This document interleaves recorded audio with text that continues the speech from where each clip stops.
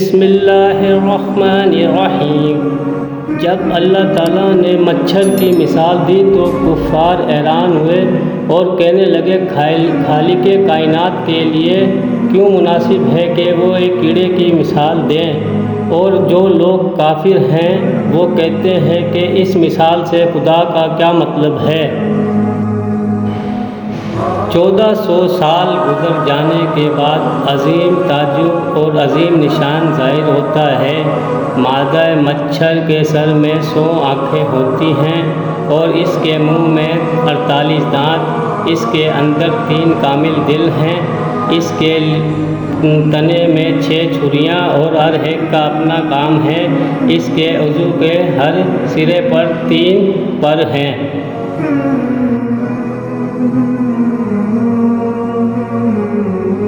ان سب سے زیادہ عجیب بات یہ ہے کہ جدید سائنس نے دریافت کیا کہ ایک بہت چھوٹا کیڑا جو مچھر کی پیٹھ پر رہتا ہے اسے صرف خوردبین سے دیکھا جا سکتا ہے۔ اللہ تعالیٰ نے فرمایا، در حقیقت خدا مچھر یا اس سے اوپر کی کسی چیز کی مثال دینے سے نہیں شرماتا۔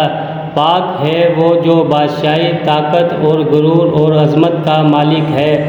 ویڈیو اچھی لگی ہو تو چینل کو سبسکرائب کریں اور ساتھ میں بیل آئیکن کو بھی دبا دیں۔